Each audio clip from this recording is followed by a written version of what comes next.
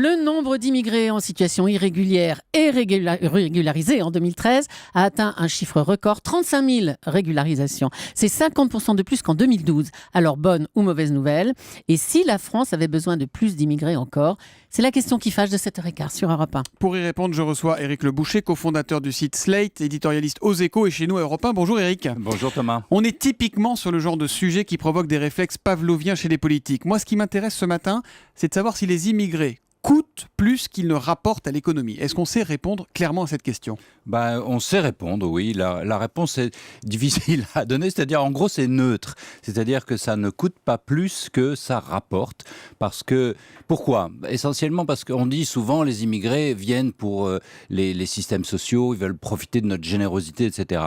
En réalité, les immigrés sont en général plus jeunes que les actifs moyens, et donc ils travaillent plus. Ils travaillent et ils sont pas à la retraite et ils dépensent moins en santé, ce qui est une grosse dépense. Et ça donc veut dire au total, ils travaillent, ils cotisent, ils créent de la richesse, de la croissance. En général. Et puis certains touchent aussi des rémunérations par le chômage, hein, bien sûr. Mais au total, l'OCDE a calculé que en Europe, c'était neutre. Alors il y a certains pays. Et en France, parce qu'il y avait un rapport du ministère du Travail qui disait. Le solde est positif de 12 milliards, alors que le Front National dit exactement l'inverse. Il dit, je crois que ça coûte 70 milliards. Non, ça doit être à peu près zéro. En France, d'après l'OCDE, c'est un peu négatif.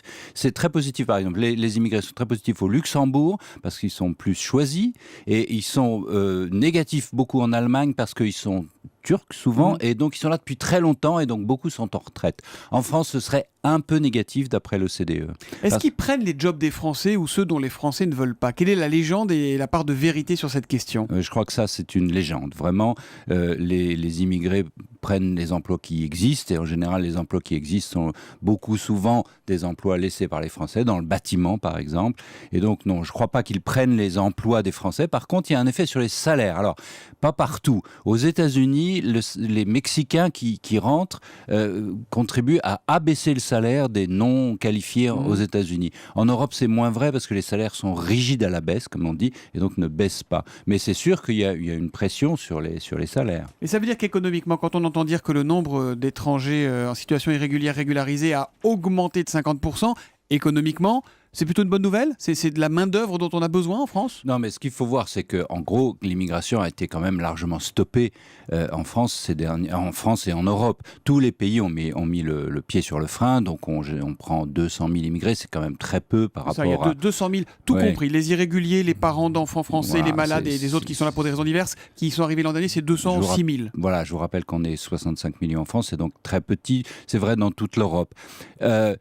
Ce qu'il faudrait, c'est une immigration plus choisie. Et d'abord, une immigration intra-européenne. L'immigration choisie, c'était le grand credo de Nicolas Sarkozy ? Oui, mais il a raison. Et c'est plus l'immigré est qualifié, plus évidemment, il rapporte au pays qui est ici. Et c'est pas mauvais non plus forcément pour les pays de départ, parce qu'ils renvoient beaucoup d'argent. C'est considérable, le renvoi d'argent. La Banque mondiale a calculé qu'au niveau total, c'était 500 milliards de dollars. C'est considérable. Ça aide beaucoup les pays qui sont non développés. Alors au total, si on regarde un peu globalement, c'est vrai que l'immigration a un effet plutôt positif. C'est vrai aussi que ça pose des problèmes, il ne faut pas être naïf, ça pose des problèmes d'intégration considérables désormais en Europe.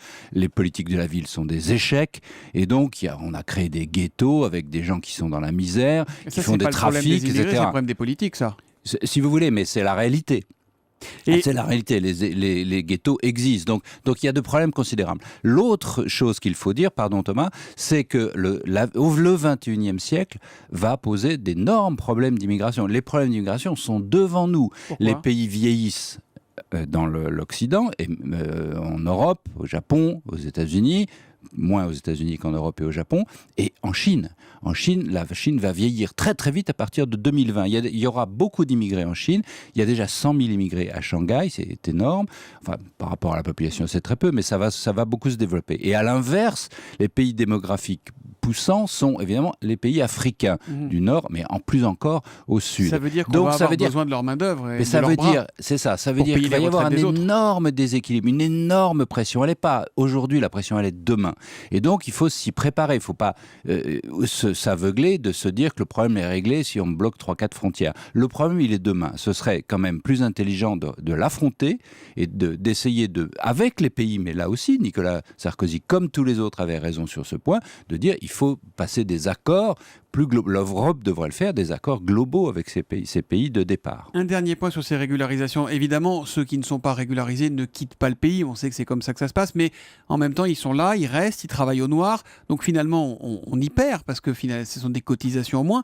Est-ce qu'il ne faudrait pas les régulariser pour arranger nos finances? Est-ce qu'il ne faudrait pas régulariser plus largement puisque certains sont là depuis des années, des décennies et ne bougeront pas? À condition que ça ne fasse pas appel d'air. C'est toujours le même sujet. Si on régularise trop, ça se sait. Et donc, les portes sont forcées. Et donc, c'est une spirale infernale. On sait combien il y a de clandestins en France ou on est dans le fantasme et dans l'irrationnel dès qu'on tente un chiffre? Bah, écoutez, je ne donnerai pas de chiffres, j'en sais rien. Eh Faut ben c'est demander bien, à on la est police. raisonnable. On ne dit que ce que l'on sait sur Europe 1. Merci Éric Le Boucher d'être venu ce matin et bonne journée à vous.